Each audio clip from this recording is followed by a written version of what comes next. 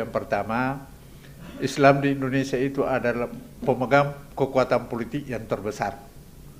Sayangnya berserakan di mana-mana, sehingga kekuatan politik Islam yang sangat besar itu tidak bersatu untuk melakukan hegemoni politik. Malah dia dimain-maini oleh yang Islamnya biasa-biasa saja.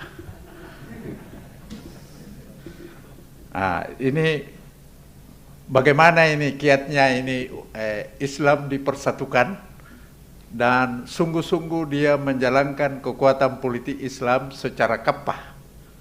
Karena ini kan perintah agama ini, ya ayyuhallazina amanu bisilmi kepah. Tapi Pak Kiai juga bersoal kepahnya kalau sudah memerintah. Ini yang perlu. Kalau dia sudah memerintah, bersoal juga itu. Oleh karena itu, bagaimana menurut Pak Kiai sebenarnya saya idolakan Pak Kiai ini menjadi pemimpin masa depan. Karena Pak Kiai ini doktor yang hebat yang sudah pengalaman memimpin sebagai gubernur 2 periode. Dan saya kira itu sudah tiket itu menuju RI 1 atau RI 2. Tapi sayangnya kekuatan politik Islam ini lagi-lagi berserakan di mana-mana. Pertanyaannya ini bagaimana menyatukan kembali kekuatan politik Islam yang berserakan itu menjadi suatu kekuatan politik yang utuh, tetapi tidak menolak agama lain.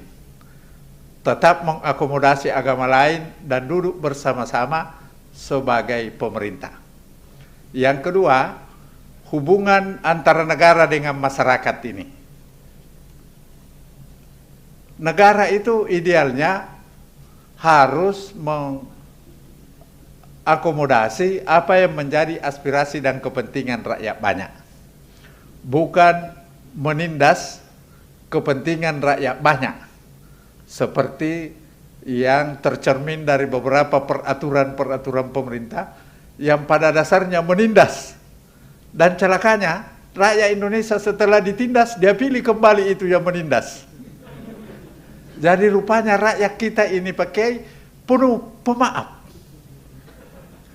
Tidak pendendam. Sangat pemaaf. Karena meskipun barusan ditindas, dia pilih lagi dalam pemilu. Padahal idealnya pemerintah yang menindas itu, partai yang menindas itu, satu saja yang dia takuti. Jangan pilih lagi dalam pemilu yang akan datang. Malam itu. Tapi rakyat kita ini sekali lagi sangat pemaaf. Ini yang perlu dicermati oleh kita semua. Yang ketiga pakai dan terakhir. Yang terakhir ini Prof ya, terakhir ini ya. Islam sebagai kekuatan utama, kekuatan politik yang utama di Indonesia itu seharusnya dipersatukan kembali. Seperti gagasan awal Masyumi, Majelis Syuro Muslimin Indonesia itu intinya itu adalah kekuatan politik Islam disatukan. Tapi karena ketuanya bukan Kiai Jawa, akhirnya NU keluar. Ini maaf ini yang NU ini. Ini sejarah partai politik Indonesia ini. Keluar dan memberikan NU, dan itu NU sekarang menjadi kekuatan politik Islam yang cukup kuat. Padahal dasarnya itu untuk mempersatukan umat Islam di seluruh Indonesia, maka hanya satu partai Islam saja. Sekarang setelah reformasi, ramai-ramai menamakan dirinya Islam, tetapi tidak bersatu baik dalam perilaku politik maupun dalam kesepahaman memilih calon pemimpin yang terbaik. Malah yang dianggap terbaik oleh kalangan Islam sebagian, ya justru yang pas-pasan saja keislamannya. Pakai songkok ya pakai songkok, tapi apa keislamannya itu kapah atau bagaimana, saya kira banyak orang yang mempertanyakan itu. Tapi ini hanya termasuk ini mimbar akademik, jangan dijadikan TikTok karena ini bisa juga mengancam saya. Untungnya pertemuan ini dihadiri oleh Pak Rektor, jadi Pak Rektor bisa membela saya bahwa itu hanya dialog akademik, bukan menyalahkan siapa-siapa. Ini perlu kita memang diskusikan bersama-sama supaya kekuatan politik Islam itu betul-betul disatukan. Dan satu hal lagi yang sangat ditakuti oleh non-muslim itu adalah jangan sampai umat Islam memegang teguh Al-Quran dan hadis. Karena kalau dia pegang teguh, dia adalah kekuatan yang tak pernah bisa dikalahkan. Karena itu jauhkan dia dari Al-Quran dan hadis. Makanya itu apakah ada relevansinya ini? Kalau pakai janggut-janggut apa, jangan dianggap menjadi pemimpin teras. Atau bagaimana? Ini saya kira Pak Kiai yang sudah masuk dalam dunia politik yang sangat jauh, saya kira bisa memberikan pencerahan kepada kita semua. Dan kalau ada yang saya sampaikan ini tidak benar atau kurang tepat, mohon diperbaiki dan mohon maaf. Akhirul kalam, wabillahi taufiq wal hidayah. Assalamualaikum warahmatullahi wabarakatuh. Waalaikumsalam warahmatullahi. Saya langsung mempersilakan saja. Tuan Guru Memang banyak kalau waktunya. Ilmuwan dari FISIP itu menyampaikan itu, Masya Allah. Sudah tidak ada benar salah, dah. Pokoknya itu perspektif sudah, Pak. Insya Allah. Tapi begini, secara singkat saya, Pak, ya, alhamdulillah saya banyak juga dapat ilmu dari Bapak tadi. Secara konseptual ya, di dalam Islam itu kan ada ruang-ruang. Ada ruang akidah, ruang ritual ibadah, dan ruang muamalah. Ruang akidah itu prinsipnya semua ulama sepakat adalah at-tauqifi. Ya, tauqifi artinya nggak boleh dikreasikan, diterima begitu saja. Seperti itulah kita menerimanya. Sami'na wa ata'na. Rukun-rukun iman dan pokok-pokok keyakinan. Lalu yang kedua, ruangnya itu adalah ruang ritual ibadah. Sama juga dengan akidah. Jadi prinsipnya itu secara umum adalah tauqifi. Kita tidak bisa berkreasi di situ. Bilangan rakaat, waktu dari 5 sholat kita yang wajib, ya, puasa, haji, dan semuanya. Ruang ketiga itulah yang namanya ruang muamalah. Ruang muamalah adalah selain daripada yang dua itu. Maka kita bicara di situ ruang sosial, ruang budaya, ruang politik, ruang ekonomi, ya. Nah, di dalam ruang muamalah itu prinsipnya beda dengan ruang akidah dan ruang ritual ibadah. Prinsip dari ruang muamalah itu adalah ibada'i ijtihadi, kreativitas dan inovasi. Karena itu Islam tidak pernah menentukan bentuk pasar kayak apa, tetapi prinsip-prinsip ekonomi. Islam tidak pernah menentukan bentuk pemerintahan kayak apa, tetapi prinsip-prinsip memerintah, prinsip-prinsip pemerintahan. Islam tidak menentukan struktur sosial kayak apa, tapi prinsip keadilan, kesetaraan, dan tidak ada eksploitasi. Jadi dalam ruang muamalah, itu semua ulama sepakat bahwa yang dihadirkan oleh Islam itu adalah prinsip. Lalu kita dipersilahkan berkreasi sesuai dengan tuntutan zaman, waktu, dan kondisi kita di setiap masa. Maka kita di Indonesia kemudian berkreasi, berijtihad secara kolektif, lalu kemudian kita sepakat ber-Indonesia, ber-NKRI dengan Pancasila dan Undang-Undang Dasar 1945. Jadi ini bagian dari ijtihad. Lalu gampang sekali kita mau ngecek apakah kesepakatan kita itu Islami atau tidak, itu gampang sekali.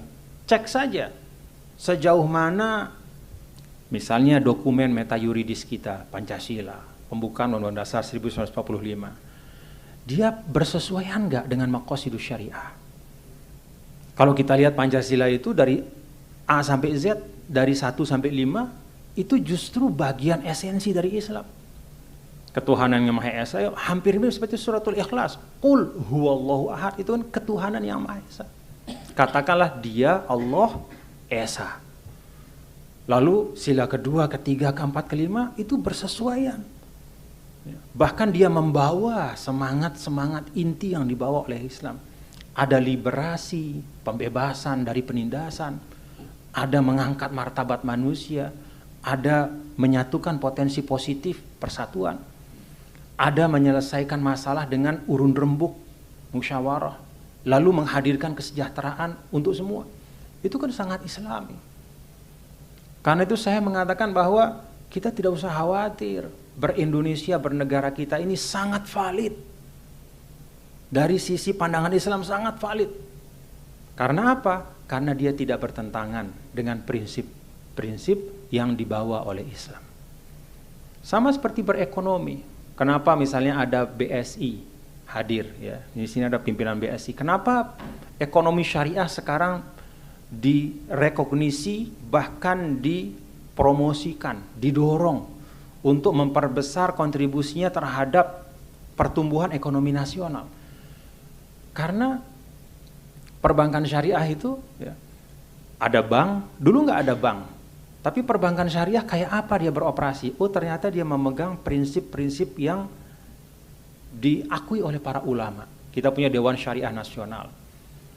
Apapun nama akad-akad yang baru hari ini, besok mungkin ada akad yang lain lagi, tapi sepanjang dia memenuhi prinsip, maka berarti dia sah dan valid. Kenapa? Itu ruang muamalah. Di Sulawesi, tatanan sosialnya, ada istilah-istilah budaya. Kalau orang melihat kacamata hitam putih dan semua mau diakidahkan, maka itu semua dianggap bid'ah dan tidak ada gunanya. Ngapain berbudaya-budaya? Quran hadis saja. Dia lupa bahwa yang dia bicarakan itu bukan akidah. Yang dia bicarakan itu bukan ritual ibadah, itu ruang muamalah. Dan semua ulama sepakat dalam ruang muamalah prinsipnya adalah kreativitas dan inovasi yang sejalan dengan prinsip Islam. Jadi kita bisa tenang, berbangsa, bernegara, bersosial budaya, bermasyarakat kalau kita paham. Mohon maaf ya, kadang kita menjadi juru bicara Islam tapi tidak ngerti tentang Islam. Tidak ngerti dalam arti semua kita letakkan dalam satu keranjang yang sama. Semua urusan diakidahkan. Padahal di situ ada muamalahnya. Makanya beda dikit urusan politik dimunafikkan orang. Munafik itu term akidah, hati-hati. Apa munafik dalam Al-Quran? Orang yang mengaku dengan mulutnya iman, hatinya kufur. Itu munafik. Apa hubungannya dengan beda pilihan presiden? Apa presiden itu dipertuhankan sehingga dimasukkan ke dalam akidah? Tidak. Karena itu di dalam Ahlus Sunnah wal Jamaah itu jelas sekali. Seluruh urusan politik itu termasuk minal furu'. Artinya sesuatu yang sifatnya itu bukan inti dan asasi. Karena itu jangan bawa term akidah di dalam politik. Apalagi kita di Indonesia. Indonesia ini kalau dalam konsep yang dijelaskan oleh para ulama bisa disebut sebagai Darul Ahdi, tempat di mana kita membuat kesepakatan yang harus kita hormati bersama. Jadi kalau dengan demikian maka kalau mohon maaf Pak Dekan ya, Pak Profesor, tapi bolehlah saya mengatakan bahwa mungkin ya, hari ini dan besok kita harus menilai keislaman itu berdasarkan pada substansi dari apa yang dikaryakan oleh seseorang. Betapa mudahnya ya orang menjadi muslim kalau dia menjadi Islam hanya dengan menulis namanya.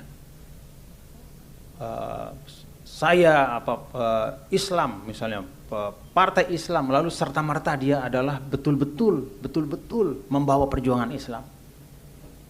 Kan terlalu mudah. Di dalam Islam kan tidak seperti itu.